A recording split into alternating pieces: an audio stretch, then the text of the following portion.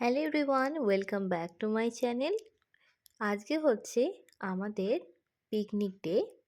তো শীতকাল মানেই রোদ পোয়ানো আর পিকনিকের মজা। আজকে আমরা একটা ছোট্ট করে পিকনিক ডে পালন করছি। তো সবাইকে নিয়েই আজকে আমাদের পিকনিকটা করছি। গ্রামে ছোটোখাটো যে সমস্ত ঘরগুলো আছে সেই সমস্ত ঘরে এরকম খামার বাড়িতেই কিন্তু এরকম পিকনিক হয়। দেখো, আমরা এখানে কাঠ এবং খড়ের ঘুঁটের চালের রান্না বসাবো। তো তাই জন্য দেখো আমরা এখানে জোগাড়যন্ত্র করছি।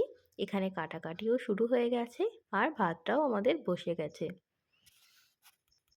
আমার ভাই বোনেদের সাথে খোলা আকাশের নিচে হালকা ঠান্ডায় চারদিকটা শুধুই আনন্দ আর হাসি মজার মধ্যেই আজকে আমাদের পিকনিকটা পালন হলো। তো সেটারই কিছু স্মৃতি তোমাদের সঙ্গে শেয়ার করব। ঘরে বানানো খাবার এবং ফটো তোলা, তার সঙ্গে মজা, হুল্লোড়, গান বাজনা সমস্ত কিছুই নিয়েই আমাদের আজকের পিকনিক। ছোটোখাটো এই আনন্দের মুহূর্তগুলোকেই আজকে তোমাদের সঙ্গে তুলে ধরবো আমার এই ব্লগের মাধ্যমে। শীতের দিনে এরকম একটা সুন্দর এই দিনটা কাটাতে পারবো, এটাই শুনে একটা আনন্দ মনে হচ্ছে। এবং আজকের দিনটা আজকে আমরা কি মজা করলাম, এবং আপনাদের এই ব্লগটা যদি ভালো লেগে থাকে তাহলে আমাদের এই ব্লগটা আপনার শেষ পর্যন্ত দেখতে পারেন। দেখুন, এখানে আমাদের কিন্তু ভাত রান্না করা শুরু করে দিয়েছে। আমাদের যেহেতু গ্রামে বাড়ি আর প্রচুর পরিমাণে কিন্তু আমাদের এখানে ঘুঁটে পাওয়া যায়। তো দেখো, আমাদের পিকনিকে সমস্ত কিছু রেডি। তো এখানে ভাত বসে গেছে আর আমি আর পাখি যাচ্ছি টমেটো আনতে। তো আমাদের এইটাই হচ্ছে গ্রামের একটা পিকনিকের মজা। তো পিকনিকের সমস্ত কিছু জোগাড়যন্ত্রের পরে দেখা গেছে যে আমাদের টমেটো কিন্তু আনা হয়নি। তো আমরা এখন এসেছি ক্ষেত থেকে টমেটো নিতে। তো গ্রামের এই পিকনিকের একটাই মজা, সেটা হলো হাতের কাছেই সমস্ত সবজি কিন্তু পাওয়া যায়। এখানে দুটো তোমার লাল টমেটো আর পাখি তুললো দুটো বড় কাঁচাই টমেটোগুলো।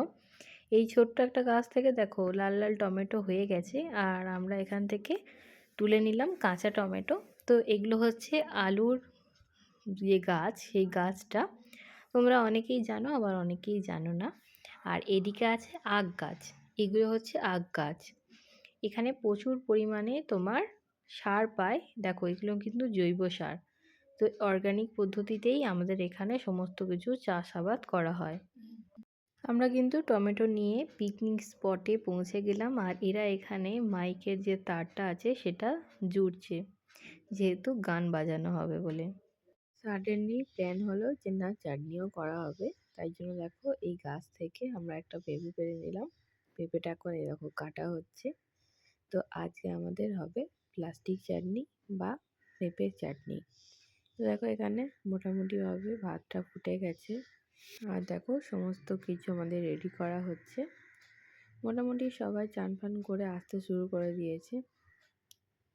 আজকের দিনটা কিন্তু একেবারেই একটা স্পেশাল দিন, কারণ আজকে আমাদের অনেক দিন পর পিকনিক করা হচ্ছে। তো আজকে পিকনিকের মেনুটা তোমাদের সঙ্গে শেয়ার করি।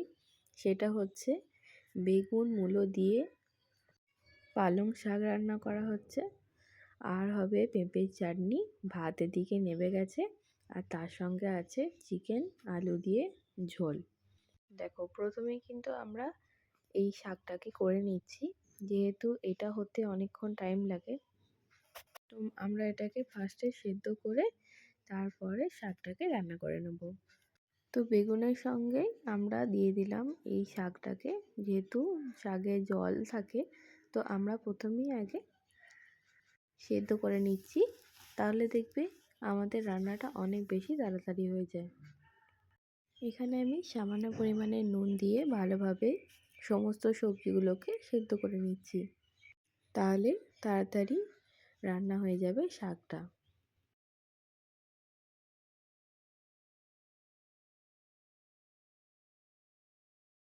এখানে আমরা ঢাকা দিয়ে সেদ্ধ হতে দিলাম।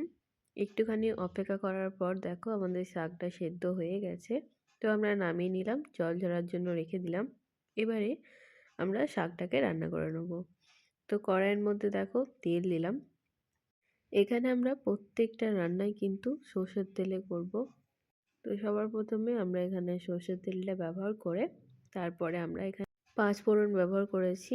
তো এখানে আমরা ফিস্টের জন্য, যেহেতু আমরা গ্রামে থাকি, তো সব জায়গাতেই সমস্ত বাড়ি থেকে টুকটাক জিনিসপত্র এনেই কিন্তু আমাদের ফিস্টটা হয়েছিল। আর মাংস আর আলুটা আর চালটা আমরা কিনে নিয়েছিলাম। আর বাদবাকি যা কিছু ছিল না কেন সবটাই আমাদের বাড়ি থেকেই আমরা দিয়েছিলাম। তো দেখো এখানে ৫ ফোড়ন আর তেজপাতা দিয়ে দিলাম। এরপরে দেখো আদা রসুনের পেস্টটা এর মধ্যে দিয়ে দেব। এবারে সম্পূর্ণটাকে খুব ভালোভাবে নাড়াচাড়া করে ভালোভাবে ভেজে নেব। তো এখানে আস্তে ধীরে ভাজা হোক। তো তারপরে আমরা সমস্ত যে ড্রাই মশলাগুলো আছে, যেমন লঙ্কার গুঁড়ো, ধনের গুঁড়ো, জিরের গুঁড়ো, হলুদ গুঁড়ো, এই সমস্তগুলো ভালো করে দিয়ে মশলাটাকে কষিয়ে নেব। আর হ্যাঁ, এখানে সামান্য চিনি আর নুন আগে থেকে দেওয়া হয়ে গেছিলো। তো দেখো জল দিয়ে, যেহেতু মশলাটা যদি না পুড়ে যায়, তাই জন্য জল দিয়ে ভালোভাবে আমরা মশলাটাকে কষিয়ে নিচ্ছি। যত বেশি মশলা কষানো হবে তত বেশি কিন্তু টেস্টটা বাড়ে। তো দেখো এখানে সমস্তটা কষানো হয়ে গেছে। এরপরে আমরা শাকটাকে দিয়ে দিলাম। শাকটাকে দিয়ে এবারে ভালো করে নাড়াচাড়া করে নেব। শাকটা কিন্তু মোটামুটিভাবে হয়ে গেছে। এরপরে একটা জায়গায় নামিয়ে নেব। আর শীতকালে দেখবে এরকম কাঠের জালে রান্না করতে কিন্তু সত্যিই খুব ভালো লাগে। আর এখানে যে যার মতন সবাই খেলাধুলা করছে। আমাদের রান্না করতে একটু টাইম লেগে গেছিলো, কারণ আমরা দেরি থেকে শুরু করেছিলাম। তো দেখো আমরা এবারে মাংসটাকে প্রিপেয়ার করে নেব। তো শাকটা হয়ে গেছে, চাটনি হয়ে গেছে, এবারে আমরা করব মাংস। দেখো মাংসটায় সবার প্রথমে কড়াইতে বেশ খানিকটা তেল দিয়ে দিলাম। এখানে আমরা প্রত্যেকটা রান্নায় আগেই বললাম যে সর্ষের তেল ব্যবহার করেছি। তো দেখো আমরা বেশ খানিকটা সর্ষের তেল দিয়ে দিলাম। তো ভালোভাবে গরম হোক, তারপরে তোমাদেরকে দেখাচ্ছি কিভাবে কি করলাম। তো দেখো তেলটা ভালোভাবে গরম হয়ে গেছে। এরপরে আমরা আলুটা দিয়ে ভালোভাবে ভেজে নেব। আলুটা ভাজার সময় সামান্য হলুদ আর নুন দিয়ে দিয়েছিলাম। তো আস্তে ধীরে লাল লাল করে আলুটাকে ভেজে নেব। আমার মনে হয় প্রত্যেকটা রান্নার ক্ষেত্রেই বা মাংস রান্নার ক্ষেত্রে বিশেষ করে আলুটা যদি আগে থেকে ভেজে নেওয়া হয় তো টেস্টটা অনেক বেশি ভালো আসে। আর অবশ্যই করে যখন আলুটা ভাজা হয় তখন অবশ্যই হলুদ আর সামান্য চিনি দিয়ে ভালোভাবে মাংসটার আলুটাকে ভেজে নিতে হবে, তাহলে ছেটকাবে না। আর আলুটা খুব সুন্দরভাবে ভাজাও হবে আর তেলটা ছেটকানোর ভয়টাও কম থাকে। আলুটা মোটামুটি ভাজা হয়ে গেছে। এরপরে সেই তেলের মধ্যেই দিয়ে দিলাম পেঁয়াজ।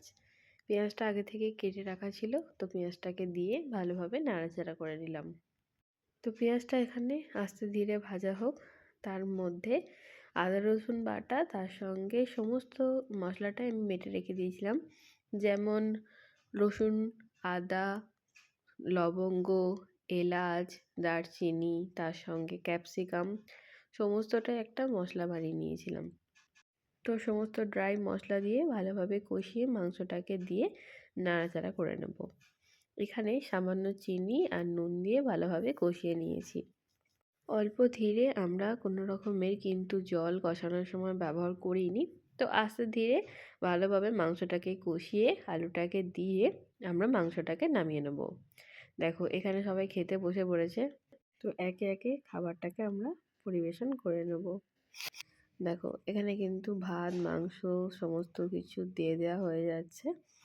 তো একেবারে এইটাই হচ্ছে আমাদের আজকের ফিস্টের মেনু, হলো ভাত, পালং শাকের তরকারি বা চচ্চড়ি, তার সঙ্গে চাটনি, মাংস আলু দিয়ে আর একটা করে মিষ্টি।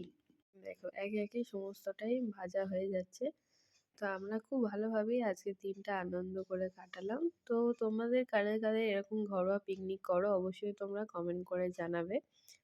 ভালো লাগলে লাইক, শেয়ার অ্যান্ড সাবস্ক্রাইব করে দেবে। আজকের জন্য এইটুকুনি। আবারও অন্য কোনো ভিডিও নিয়ে হাজির হব। বাই।